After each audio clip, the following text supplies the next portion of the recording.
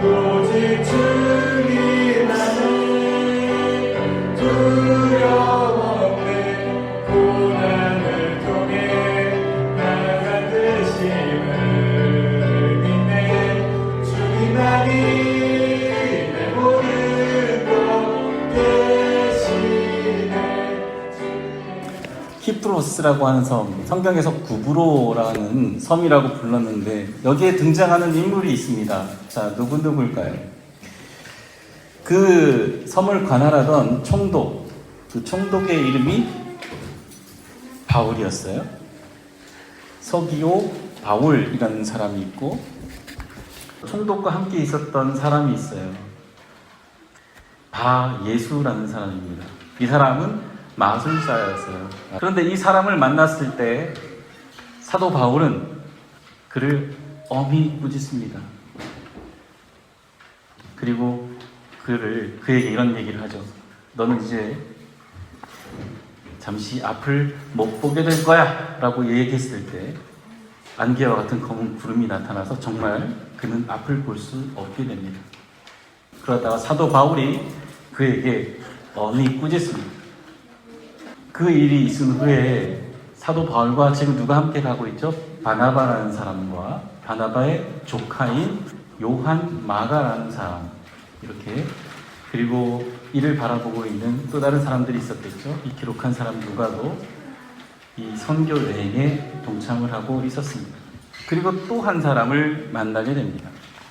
바로 예수님의 친구이자 성경에 나오는 마리아와 마르다의 오빠인 나사로입니다. 나사로가 죽었을 때 예수님께서는 눈물을 흘리며 그 나사로에게 가서 나사로야 나오너라 라고 소리치죠. 사람들은 그가 이미 죽었으니까 장사한 지 시간이 또 한참 지났는데 그러지 마십시오 라고 예수님은 처음에 가는 것을 말렸었어요. 그런데 그 나사로가 어떻게 됐나요? 다시 살아서 나오게 되었죠. 그 나사로가 구브로 섬에 있었고 해안을 따라 이동하던 바울의 일행과 만나게 됩니다. 성경에는 기록되어 있지 않지만 지금 그 섬에는 그 유적이 그대로 그때의 기록을 간직하고 있습니다.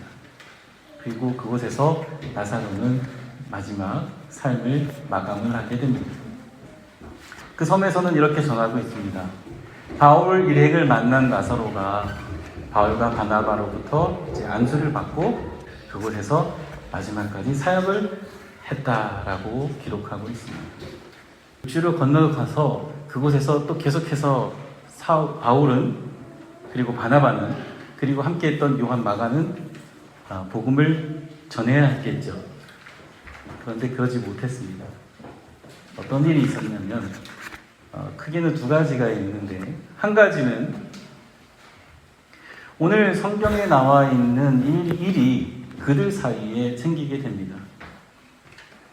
사도 바울도 바나바도 그리고 요한이라고 하는 마가도 유대인들입니다.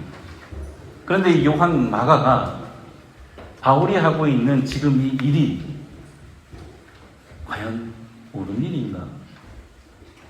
물음표를 갖게 돼요. 유대인들이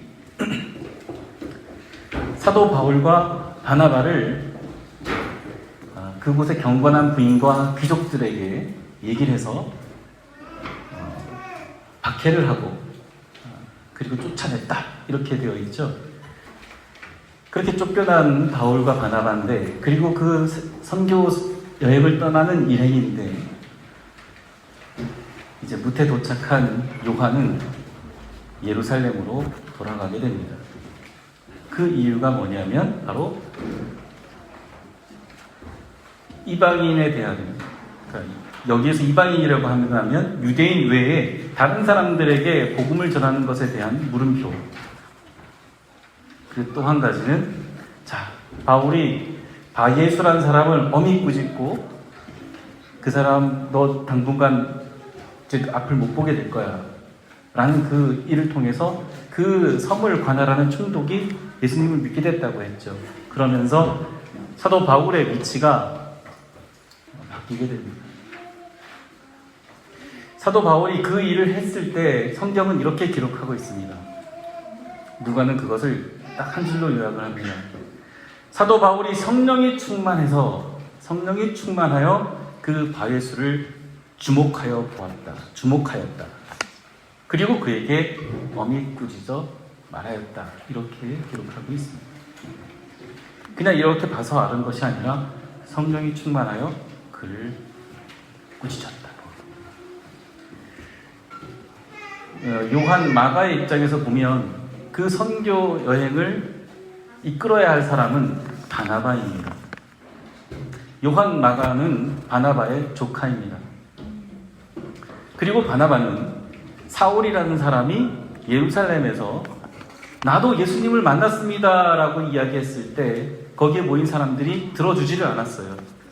저 사람은 예수님을 믿는 사람들 잡아가던 사람인데 이제 와서 나는 예수님을 만났고 나도 예수님의 제자입니다 라고 얘기를 하니까 사람들이 그를 믿지 않고 오히려 쫓아내려고 했겠죠. 그때 바나바가 나서서 도와줬었고 그로 인해서 바울도 사도로 인정을 받게 되었습니다.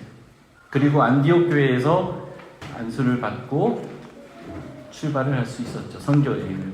그렇기 때문에 요한 마가의 입장에서 보면 사도 바울이 이 선교 여행을 이끌어야 할 사람이 아니라 바로 바나바가 이 선교 여행을 이끌어야 할 사람이다 라는 것을 생각을 했던 겁니다.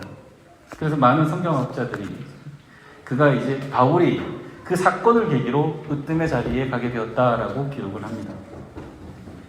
그래서 요한은 유대인에 대한 선교, 유대인에게 예수님이 하나님의 아들입니다라는 그 복음을 전하는 것을 당연하게 여겼지만 아직까지 이방인에게 전하는 것에 대해서 확신이 없었다라는 것과 그리고 인간적인 그 사람의 입장에서 본다면 자신의 삼촌이고 그리고 어떻게 보면 완전히 배제되어야 할 사람을 다시 살려줬는데 그가 이제 중심에 서고 앞으로 이끌게 되었을 때 못마땅했던 것이죠. 그래서 다시 예루살렘으로 돌아가게 됐던 겁니다. 비록 그렇게 해서 요한은 다시 예루살렘으로 돌아가고 바울과 바나바는 선교 여행을 계속합니다. 그런데 도착하자마자 그 항구에서 말씀을 전하지 못한 이유가 사도 바울이 그래서 건강 때문에 사람들에게 말씀을 잘 전하지 못하는 그런 상황이 되었고 그것이 오히려 여러분에게 누가 될까 염려스럽습니다라는 그런 고백도 합니다. 그래서 바로 이 로마 총독 그 섬의 총독의 고향이었던 안디옥 터키 땅에 있는 안디옥으로 향해서 그곳에서 복음을 전하게 됩니다. 그런데 우리가 또 주목할 것이 있습니다. 바로 사도 바울이 성령이 충만해서 전했던 그 말씀 그리고 바나바도 이제 그곳에서 담대하게 전하게 됩니다. 이스라엘의 유대인들도 하도 많이 들었던 이야기고 여러분들도 너무나 잘 아는 이야기입니다. 그렇다면 오늘 이 자리에 그때의 바울과 바나바가 온다면 어떤 이야기를 했을까요? 같은 말씀을 전했겠죠. 너무 많이 들어서 어쩌면 우리에게도 와닿지 않는 말씀일 수 있습니다. 예수님이 하나님의 아들이십니다. 예수님이 바로 여러분을 위해서 오신 구원자이십니다. 여러분이 십자가에 못 박은 그 사람이 바로 여러분이 그렇게 기다리던 구원자였습니다. 이것을 전하기 위해서 이스라엘 사람들이 잘 알고 있는 이야기를 쭉 적습니다. 여러분은 지금 이집트, 애굽 땅에서 400년 동안 노예로 살았습니다. 그리고 40년을 광야를 지났습니다. 그리고 10년을 가나안 땅에서 정착하기 위해서 노력을 했습니다. 450년 동안의 그 시간을 기억하십시오. 모세의 이야기, 그리고 다윗의 이야기를 합니다. 그리고 그 다윗의 자손인 예수님을 통하여서 하나님께서는 그 구원의 역사를 이루셨습니다. 왜 다윗의 이야기를 했냐면 다윗의 자손 중에서 바로 여러분을 구원할 사람이 날 거라는 그 소식을 여러분들은 오래전부터 들어왔기 때문입니다. 그런데 그분이 왔습니다. 그런데 사람들은 그것을 믿을 수가 없었던 것이죠. 요한 마가처럼 나의 입장에서 지금 생각을 했던 것이죠. 그래서 최초의 순교자라고 하죠. 스데반과 같은 내용의 설교를 이 13장에서 했던 겁니다. 자, 그런데 한 가지 분명한 것을 여러분 잊지 말아야 합니다. 예수님은 아무 죄가 없습니다. 그런데 죄가 없는 그분을 바로 유대인들의 그 시기심, 여러분의 시기가 예수님을 십자가에 못 박게 했습니다. 그런데 이 이야기가 바로 복음의 중심입니다. 우리가 찬양했던 것처럼 주 예수밖에 없다는 고백이 바로 그 십자가의 사건 때문에 나오게 되는 것이죠. 유대인들은 믿을 수 없었던 그 사건, 이제 사도 바울과 바나바는 어떻게 했습니까? 그곳을 떠날 때 발에 먼지를 떨어버리고 그것을 떠났다라고 이야기를 합니다. 여러분들은 영생을 아무 가치가 없는 것으로 여겼으니 이제 나는 그것을 떠납니다. 자, 발에 먼지를 떨어버리라 라고 한 것은 바로 예수님이 제자들에게 하신 말씀입니다. 어쩌면 좋은 게 좋은 것일 수 있다라고 생각할 수 있습니다. 인간의 입장에서는, 사람의 입장에서는. 그러나 성경은 그렇게 이야기하지 않습니다. 성령의 일은 분명합니다. 그래서 예수님께서는 이야기합니다. 뜨겁든지 차갑든지 자, 그런 그들이 채찍에도 맞고 그렇게 쫓겨나는 그들이 어떤 마음이었다고 했죠? 마지막에 기뻤고 그리고 성령이 충만했다. 기쁨도 충만했고 성령도 충만했다라고 이야기하고 있습니다. 바울은 누구보다도 하나님의 주권을 강력하게 경험했던 사람입니다. 하나님의 영, 성령의 인도하심을 따라갔던 사람임을 봅니다. 그렇기 때문에 자신에게 임한 고난도 은혜이고 모든 일에 감사할 수 있었습니다. 바울과 바나바는 계속해서 성령의 인도하심을 따라 이방을 향한 선교 여행을 기쁨으로 여기고 이어갑니다. 이 사도행전을 기록한 누가는 구원자이신 예수를 계속해서 강조합니다. 그리고 성령의 인도하심을 따라가는 사람을 통해서 그것이 전해지고 있음을 보여주고 있습니다. 그때도 지금도 동일하게 하나님의 영은 일하고 계십니다. 그리고 하나님의 뜻에 순종하는 사람들을 통하여서 그 일을 펼치고 계십니다. 그들이 여기던 세상의 끝, 비록 스페인에 있는 그 한 지역을 이제 세상의 끝이라고 여겼지만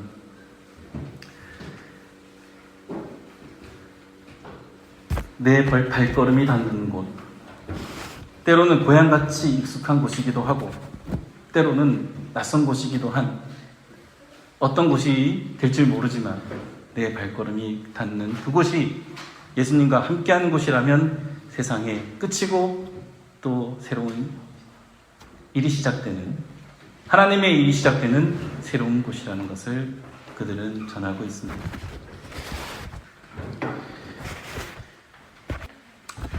그런 것처럼 여러분의 삶의 자리가 성령께서 인도하시는 곳이 되도록 하나님 아버지와 함께하는 영원한 하나님의 나라, 고향이 되는 것처럼 그렇게 기쁨으로 사시길 바랍니다.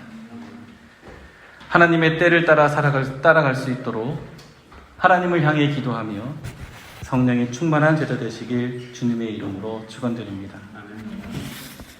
사도행전 1장 8절은 이렇게 시작합니다. 모두가 다 잘 아시죠? 오직 성령이 너희에게 임하시면 너희가 권능을 받고 예루살렘과 온 유대와 사마리아와 땅끝까지 이르러 내 증인이 되리라 하십니다. 세 번역으로 7절과 8절을 제가 읽고 말씀 마치겠습니다. 예수께서 그들에게 말씀하셨다.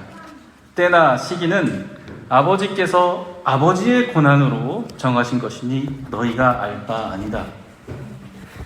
그러니 성령이 너희에게 내리시면 너희는 능력을 받고 예루살렘과 온 유대와 사마리아에서 그리고 마침내 땅끝에까지 이르러 내 증인이 될 것이다. 함께 기도하겠습니다. 오직 주님 안에 두려움 없는 고난을 통해 나간 되심을 믿네. 주님만이 내 모든 것 대신해 주의 강한 손 나를 붙드시네. 아멘. 오직 주님 안에 소망이 내 삶을 통해 영광 받으신 주님만이 내 모든 것 대신해 주의 선하심 나 노래하네. 오직 주님 안에 두려움이 없습니다. 오직 주님 안에 소망이 있습니다. 주님 안에